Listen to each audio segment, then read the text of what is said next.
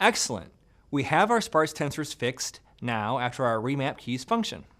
There are a few items of business left to take care of before we are done with our WALS matrix factorization input function, namely how many times we should repeat and if we should add additional features. At the top of our parsed TF records function, we need to determine the number of epochs we are going to go through because we are using num epochs in dataset.repeat.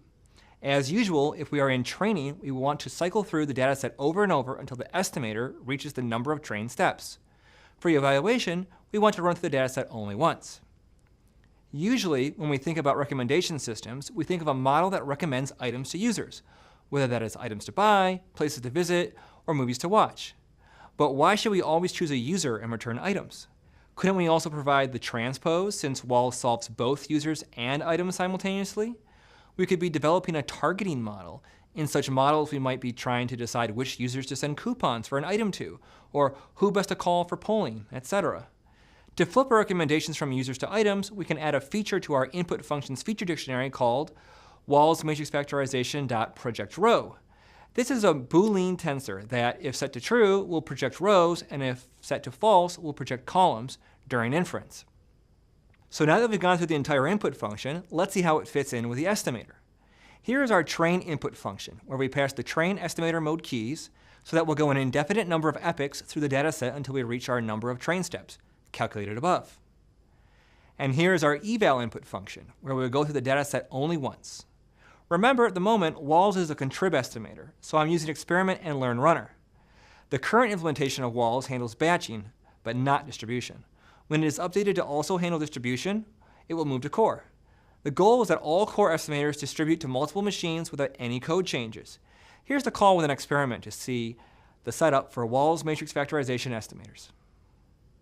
We still need to create a serving input function for making recommendations, but we'll get to that later. Lastly, I'm going to kick off the action with learn runner running our experiment function.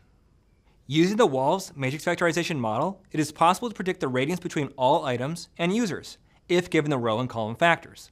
However, typically, we just store the top k items per user, or users per item, to save space and computation by not filling out the entire rating matrix, which can be very large. Let's define a function called findTopK that takes the user factors for a particular user, U, and the item factors of all items, V, that the WALS matrix factorization model solved for. We also want to pass to the function K so that it knows how many users or items to return.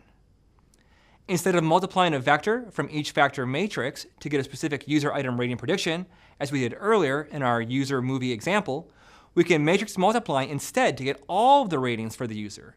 Because this is just one user, user factors is a vector specific to that user. Before we can do the matrix multiply, we need to expand dims of user factors to make it a rank 2 tensor. Thus, we're matrix multiplying a 1 by latent factors matrix with a latent factors by items matrix, which will result in a 1 by items matrix. Now that we have a tensor of all item ratings for a user, we can use tf.nn.topk to get a tensor object of the top k values and their associated indices, which would be the item IDs in this case. Lastly, we want to return the top k items for our user, so we'll return the indices member tensor of our top k object. Because these are indices, we'll cast them to integers before we exit the function. If we want to find the top k items for all users, we can create a batch prediction job. Note the session creation. This is a complete TensorFlow function. It is not part of any other graph. We define our estimator, which will load the model from our output directory we wrote to during training. We extract the user factors from our estimator by getting the row factors, which will be a rank 2 tensor with shape number of users by number of embedding dimensions. Likewise, we extract the item factors from our estimator by getting the column factors, which will be a rank 2 tensor with shape number of items by number of embedding dimensions. We can reuse the findTopK function we just made and put it in a map function. We'll use our entire user factors matrix as the elements to our map function, where it will pass a row or user from the matrix by the lambda function to find our top k as a user. This will create a stack of matrices, so we will squeeze it to get it down to a rank 2 tensor with shape users by top k. We'll create a file IO stream to our batch prediction output file, and we'll create a loop where we evaluate the top k within the session we created.